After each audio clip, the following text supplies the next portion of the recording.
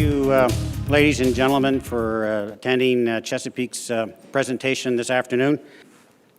Just a caution, I will be making some forward-looking statements. We all have reasons why you might want to own gold or not, and every day the market reflects that bet. And I'm going to talk a little bit in my presentation about the demand and the gold side, the supply side for gold. For the last 4 to 5 years, gold has been in a bear market. Physical demand has been seen by Asia and India, and the central banks have been buyers of gold as well. What we really need to change the tide and see a higher gold price is you have to have the generalist capital come back into the market. They have to see gold as a better trade or a return, possibly better than where their current investments are. And we've seen that flow of capital come into 2016. And on the chart here, you can see the S&P is up about 2%, gold's up about 18% since the beginning of the year, but the HUI has been up into the 80% range.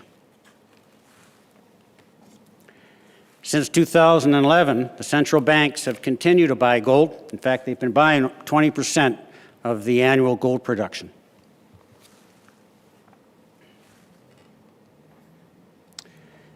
The trend has also been reversed for ETFs. They've gone from net sellers to net buyers. And in the first part of this year, ETFs have bought over 300 tons of gold. So, with gold showing up on the radar screen, who's Chesapeake? Why is Chesapeake?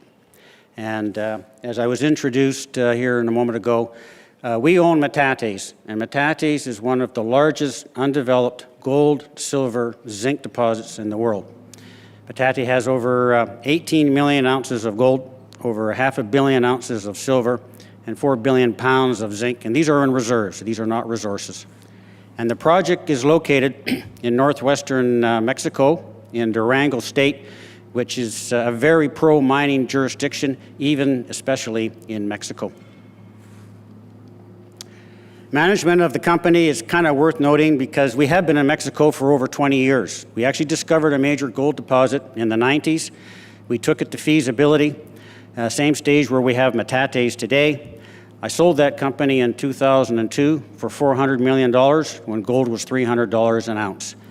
El Sosol is the name of the project. El Sosol was placed into production 3 years later, and for many years was the largest gold mine in Mexico. Just quickly on the capital structure, our market cap is around $150 million. For an exploration development company, we're very well financed. We have over $20 million cash in the bank, no debt, and management has 12% of the company, and Gold Corp owns 9%. So how has Chesapeake responded with the recent interest in gold? And we've actually responded quite well. We've been a good call as an option on gold. We've actually, since the beginning of the year, outperformed the GDX and the GDXJ. So this is where Metates is located. As I mentioned, Durango State, northwestern Mexico.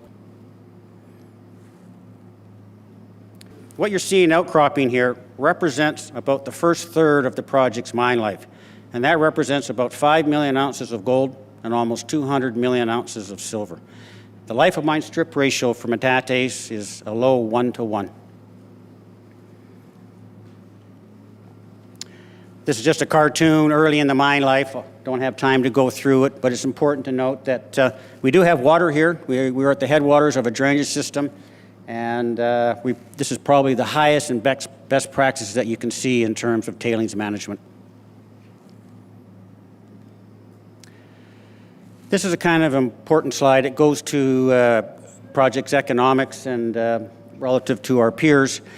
Most world-class gold deposits are located in remote terrains that don't have any infrastructure. And here you'll see the process plant for Metates is within 50 kilometers of a paved highway, power grid, natural gas pipeline, and labor. Big shovel operations have big capital costs. They're basically exercises in terms of moving earth, and they have to reach scale to make them work. Metates is unique in that its highest grade and its lowest operating cost occurs in the first 8 to 10 years of its mine life. We have completed now 2 pre-feasibility studies on Metates, and we've demonstrated that this project is scalable and very viable, even if you started as a small mine and let it grow to nameplate capacity, largely funded by cash flow. I won't go through these 2 slides, obviously, in the interest of time, but essentially, we did do the 2 studies, one starting at a 30,000 ton per day case, another at a 60,000 ton per day case. And I'll talk about the 60,000 ton per day case in a few slides here in comparison with some of the project peers.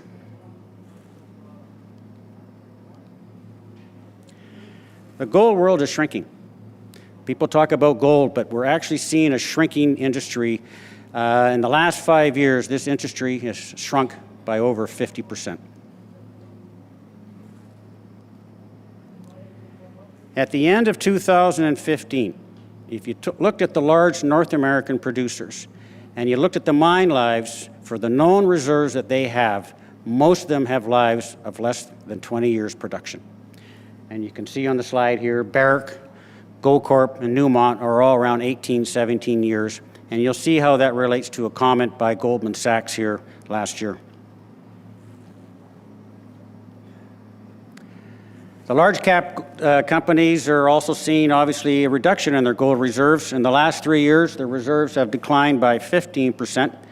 And over the next 3 years, their production profile is also expected to fall by 8%. So, to replace reserves, what choices do these big companies have? How do they find something that actually can move their production needle? And in the Americas, there's only 3 or 4 undeveloped deposits that can produce 500,000 ounces of gold annually. And these are them on the screen here. We're going to look at 2 of them here in comparison with Chesapeake. This is the KSM Seabridge deposit in British Columbia, and the Nova Gold Donlin project in Alaska. And you can see this is at the 60,000 ton, ramping up to the 120,000 ton case for Chesapeake and Metates. Production profile, basically in the same range, between 500,000 to 700,000 ounces of gold a year. But here's what we see different. Just go down a few lines, you can see Chesapeake's economics are quite better here. Our net present value is higher, our internal rate of return is higher, our return of capital on investment is higher, and surprisingly, we have the lowest market capitalization. And that's really one of the reasons why Tracy asked me to speak today, is to talk about Metates and where do we sit in the scheme of these big world-class deposits. I've been on the board of directors of a senior gold company for over a decade, and I've been involved in 6 mines that have been developed since I've sat as a director. And I really think one of the big things that we've underestimated and overlooked is the cost of social licenses to operate on foreign soil and water. And I do think, looking forward, miners are starting to recognize these risks and that bar has to be raised. And I think you're certainly going to see a lot more focus on social responsibility, environmental standards, tailings practices, and water management. And we have really done this in the studies for the Metates. We have done the highest and best practices for tailings management. We do have the dry stack filter tails on the right-hand side. That project, you see the pictures there, the first gold mine in Mexico to have dry stack tailings was El Sosol. And that's El Sosol, it's now in reclamation. And you can see, you can stack it and then you can revegetate after the mine life. Down on the bottom is the water. Not most places can have access to desalinated water. Obviously, you've got to have salt water and be close in terms of logistics and otherwise. We are with Metates, and so we can get desalinated water for the same cost as surface runoff, and you have a 30-year water supply at a regulated price. So we've certainly checked 2 critical boxes in the Metates studies. So just to sort of conclude here, every day the gold mining industry is losing reserves of gold. And the producers have not been successful in replacing these reserves organically through their own drill bit. So I really believe you're going to see an increase in M&A activity for these companies to try to shore up some of their production shortfalls and erosion of reserves. And so that's why I say when you see big world-class deposits like Metates in mining favorable jurisdictions, they are needed to sustain the gold industry, and I think will dearly reward shareholders in companies such as Chesapeake. So that's my presentation. Thank you, Randy.